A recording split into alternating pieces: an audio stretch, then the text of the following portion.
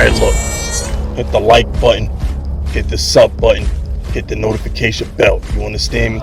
Subscribe to my channel. Follow me on Twitter. Follow me on Instagram. Join this Fisk Unit army and get Fisk Unit tough. Alright, look. I'm going to make this short and I'm going to make this sweet. Jalin Hyatt, Rookie of the Year, bro. I don't know how to tell you this, but Jalin Hyatt going to be the Rookie of the Year. So, shout out to my man Ant. You know what I'm saying? I was in the gym, chopping up my boy Ant. Dirty, filthy, stinking, disgusting piece of shit, cock-sucking fucking Eagle fan. Okay?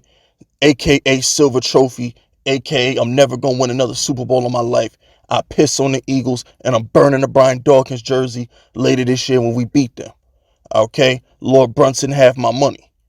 All right? I got smoke for all Eagle fans. I told y'all a couple months ago that I will launch a campaign of hatred that you have never seen before on the Eagles and the Cowboys. My second channel is starting to pop right now. That campaign is coming. I saved the best for last. Y'all know me. I don't play that. So trust me, Eagles, Cowboys, the smoke is coming. But that ain't about y'all. I brought up the NFC East and my homeboy Ant to say this. Devontae Smith had, 916 yards as a rookie? Like 920 yards, something around there. He didn't get 1,000, right? I want to say Devontae was in the 900s, right? I'm saying this now. Jalin Hyatt will have more yards than Devontae Smith had as a rookie. He will have a better season than Devontae Smith had as a rookie. This is our karma. Giants fans, this is our karma. We deserve a Jalin Hyatt. We deserve a great receiver. Dave Gettleman got rid of OBJ.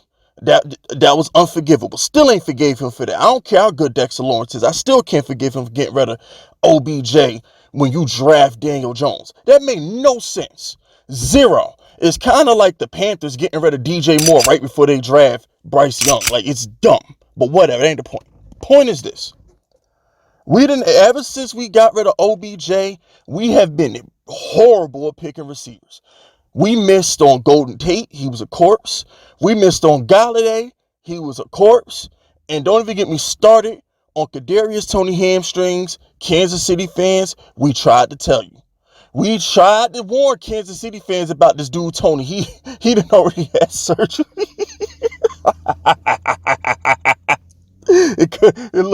It couldn't happen to a nicer guy. Shout out to Kadarius Toney hamstrings. But we deserve him. We didn't have to put up with Darius Slayton drops. Daniel Jones had to go a whole season throwing the Sills and Marcus Johnson.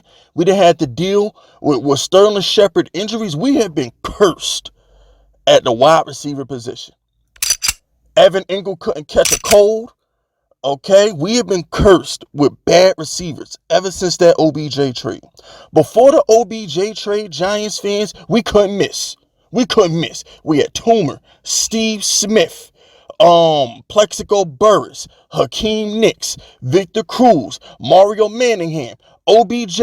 With the exception of Ruben Randall bum-ass, we couldn't miss on wide receivers. We always had solid receivers on the Giants. But that damn OBJ trade kind of cursed us. And now I'm looking at the Devontae Smith trade. Eagle fans, are you dumb? You could have took Micah Parsons. And this is what I'm talking to my homeboy Ian about yesterday at the gym. I'm like, yo, you bragging about Devontae Smith, but you traded up with the Cowboys and took a wide receiver instead of the best pass rusher in the league.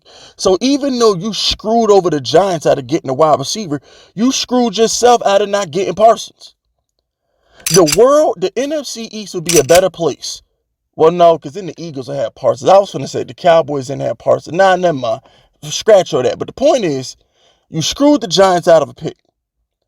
All right, you screwed the Giants out of a pick. I just guess Micah Parsons was destined to be in the NFC East. It is what it is. And now we get Jalin Hyatt. Okay? Oh, and Minnesota fucked us too because they took Jordan Addison, knowing we was going to take Jordan Addison. Minnesota did not need Jordan Addison. They took him anyway. Sorry ass defense couldn't stop a nosebleed. Let Daniel Jones with practice wide receivers set playoff records on their asses and they gonna draft the wide receiver in the first round. Screw Minnesota too. So I'm looking at Jalin Hyatt, and a tweet comes out from the NFL. No. It didn't come from the NFL. I want to say shout out. There was somebody else on Twitter who did. The shout out to Kayvon Ojulari, Irvin on Twitter. He tweeted this shit out way before the NFL on ESPN stole his tweet. All right, shout out to @Kayvon Ojulari because that's the first person I seen tweet about this, right? The dude, Jalin Hyatt, had 24 miles an hour. He was clocked at 24 miles per hour. To put that in context, Tyreek Hill was at 23.2. Tyreek Hill in 2016 was at 23.2.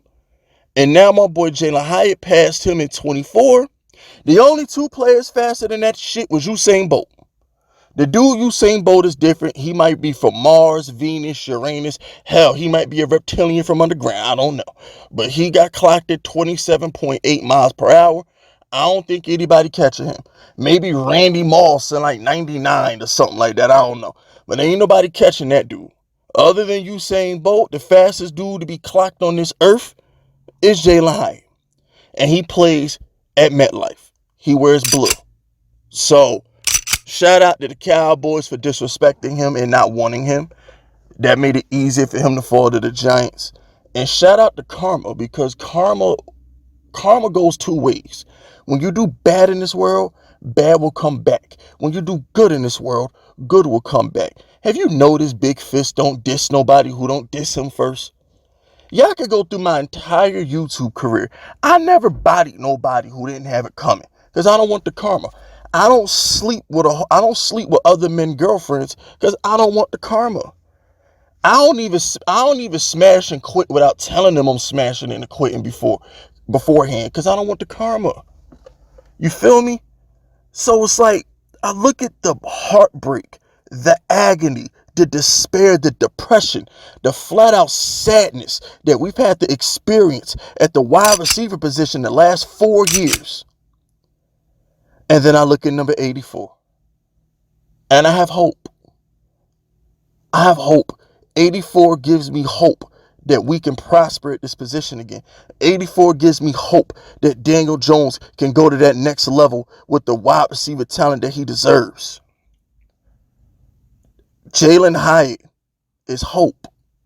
He represents hope. He's the reason to be excited about this offense going into the season. We know what the hell Darius Slayton is. Isaiah Hodgins, he a good, solid number 2 possession receiver, third down guy. And all them slot receivers. Shout out to Paris Campbell, by the way. Paris Campbell out here getting busy. But he the Sterling Shepard of the Colts. He always hurt. So I need to see Paris Campbell. I got Paris Campbell in the Shepard category. You notice I ain't been talking about Paris Campbell, right? Look, I love Paris Campbell. I loved him when Indianapolis drafted him. I drafted him in my fantasy best balls for 2 straight years, and that motherfucker ain't do shit for me. So I'm a little mad at Paris Campbell for ruining some fantasy teams for me a couple years ago. But that ain't the point. The point is, I got to see Paris Campbell stay healthy. And don't forget, Giants fans, not only do we got number 84, but Wan'Dale's coming back next season too. Ooh, Wandale Hyatt. It's a nice young nucleus right there, Giants fans. It's a nice young nucleus right there. That's giving me Sterling Shepard Odell vibes from like 8 years ago. That's giving me them Sterling Shepard Odell vibes, bro. Remember when we had young Shepard, young Odell? But this going to be better though. Because Jalin Hyatt is not a head case, and hopefully Wan'Dale ain't a human ace bandit like Shepard. But anyway, that's it. That's all. Subscribe to the unit if you're rocking with me. My name is Fist Vegas, and I approve this message.